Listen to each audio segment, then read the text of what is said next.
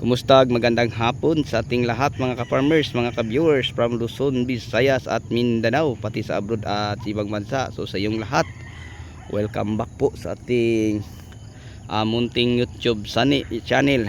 Panibagong video, panibagong kalaman na naman at dito lang sa Ka-Amazing Farming. So yung pag-usapan natin ngayon mga ka-farmers patungkol po no sa sakit ng talong. Kasi yung video natin gagawin ay request po ito sa isa nating kaibigang farmers. Okay, so ngayon mga ka-farmers, bago natin pag-usapan ang mga sakit sa talong, may babanggitin lang po ako base sa nakikita nyo. So yung nakikita nyong malago ay talong din, at ito naman ang talong din. Okay, so yung talong na to mga ka-farmers, share ko lang, 5 araw lang ang pagitan nila. So ang sa gilid ganyan kataas, at ito naman siya ganyan ka ano lang po, no? So hindi siya masyadong mayabong o magandang tingnan.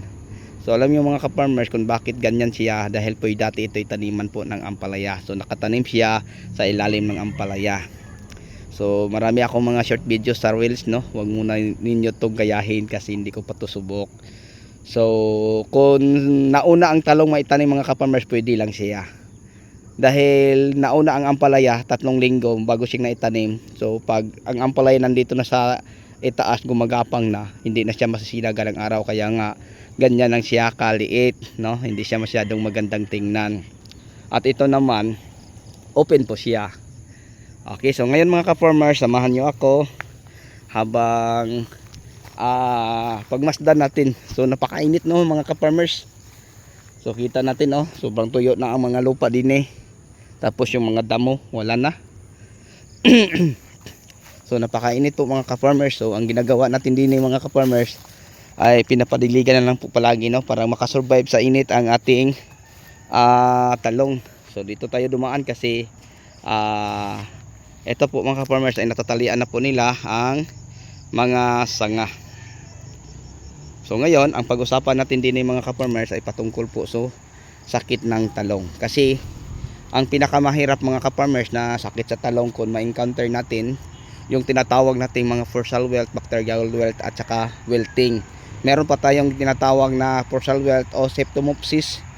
Yung dito mga ka-farmers, parang natuyo ang sanga, parang naluluto sa init ng araw. Yung parang naano siya.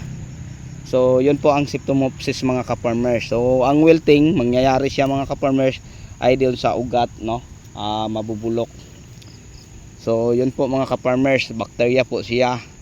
So paano natin sila maiwasan mga ka-farmers?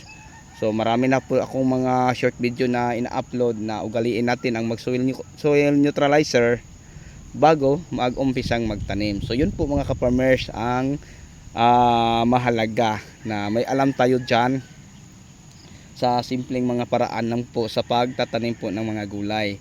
Kahit sabihin mo pang yung area mo ay bago pa, no, mga ka-farmers, mga ka-viewers, tapos pag malampre mo na tanim ka lang ng tanim, hindi yan pwede. So mas maganda mga ka-farmers, mag-apply ka para ang lupa mo'y maalagaan. So lupa muna ang intindihin natin gamit ang mga soil neutralizer. Kahit sabihin pa natin mga ka-farmers na matagal na siyang hindi natataniman, ay hindi naman natin masabi mga ka-farmers na walang bakterya dyan. So mas maganda once na malamprip na po natin siya mga ka-farmers, mag-spray tayo ng mga soil neutralizer para kondisyon po ang lupa nating pagtataniman. Okay, so ganyan ang mga ka-farmers yung nabanggit ko na tatlong nakakahirap i-control yung sakit na yun pag umaatake, yung wilting, forsal wilt at saka bacterial wilt.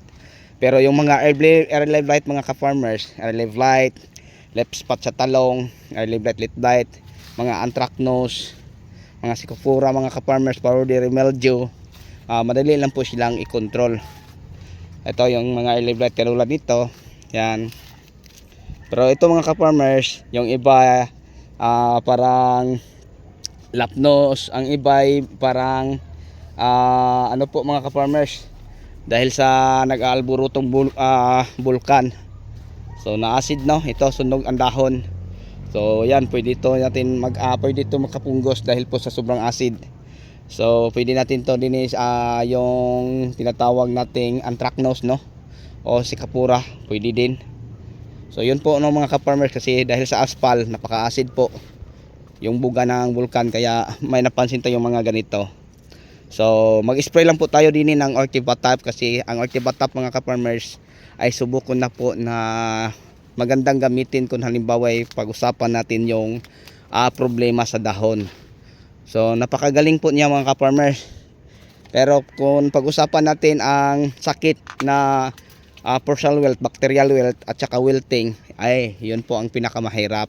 So makuha lang natin siya at makontrol or ma-minimize lang natin sa paglalampre pa lang po, no? Pero pag ganito na kalaki, nagka-wilting, nagka-partial wilt, nagka-bacterial wilt, ay wala na po tayong magagawa. Kahit sako-sako pang mga copper fungicide ang ating bibilhin, no? Kasi nagamit tayo ng copper lalo na sa maulan na panahon. Pero pag halimbawa, mga ka-farmers, ay mga leaf spot lang, or leaf blight, anthracnose, or mga scab sa mga bunga, kung ano pa, madali lang, no, sa mga nabanggit nating fungicide, kagaya ng mga carbendazim, mga Sisotroven, ng mga AI, yan mapakagaling dyan. At madali lang po sila nating i-control gamit yan. Okay, so yun po, no, ang pinakamahirap na sakit, mga ka-farmers. Mas maganda malaman natin na ang pinakamahirap pala na sakit sa talong, yung tinatawag nating partial wilt, bacterial wilt at saka wilting or septomopsis. So yun, pinapaliwanag ko na sa inyo na lumaki ang talong yon na bigla lang namatay. Yan. So ang sakni po yan, mga ka-farmers, dahil po sa ang lupa natin ay wala ng resistensya, tapos napaka-acidic pa, tapos marami ng bakterya. So yun po, mas maganda na bago na natin umpisa ng pagtatanim, ugaliin natin ang mag-soil neutralizer. So nakarating na po tayo, no, galing tayo doon, tapos malayo pa ang isang dulo. So ito ang daan sa gitna. Yun. So yung talong natin, mga ka-farmers, sobrang tangkad na to. Grabe, kahit ano pa ang kamay mo, sobrang taas. Okay, sana nga may natutunan po kayo, no, sa ating kwentuhan, no, habang nag-iikot po tayo. Tinitingnan po natin ang ating mga pananim. So alamin natin, mga ka-farmers, uli yung pinaka mahirap i-control na sakit, yung partial wilt, bacterial wilt at sa wilting. So yun po, at saka yung septomopsis. So alam naman natin, mga ka-farmers, kung paano natin sila gamit lang po pala ang mga soil neutralizer. So yan lang po.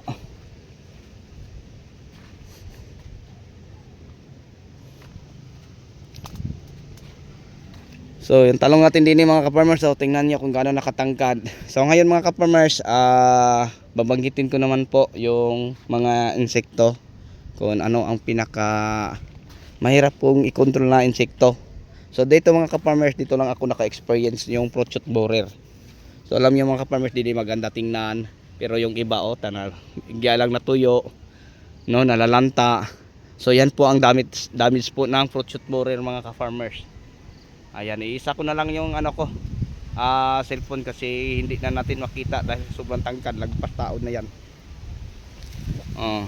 So yung Prochot borer, mga ka-farmers.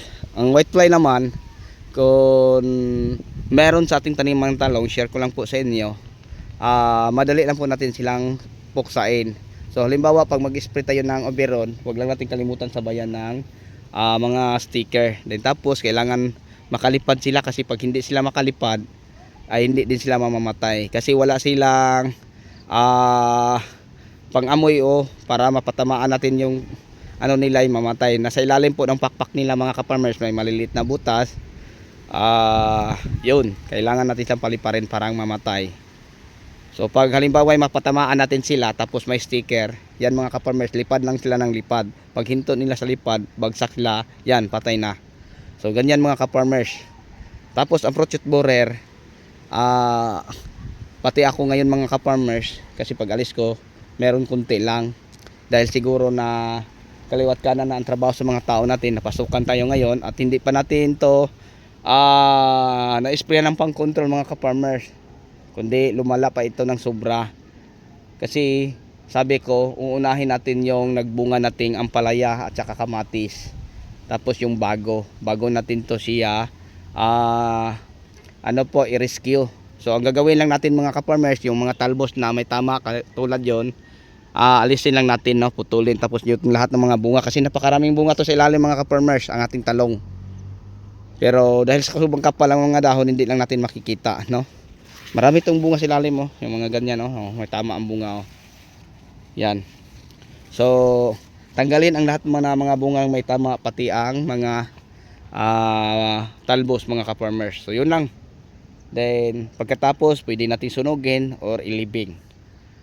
So yun lang po mga ka-farmers, madali lang po natin silang makontrol gamit dyan. Then bago natin tayo mag-spray ng Proclaim, then pagkalipas ng 3 araw, follow up natin ang Exalt, then Borex, ganyan lang mga ka-farmers. Then balik na naman sa Proclaim, then Exalt, ganyan lang, parang malinis na. Pero ito mga ka-farmers, sabi ng mga tauhan natin din, isprayhan na nila. Sabi ko wag, kasi pag mag-spray tayo mga ka-farmers na ganito na ang kanilang itsura, hirap pa din natin silang i-control kasi nakakapasok na sila sa gitna, no?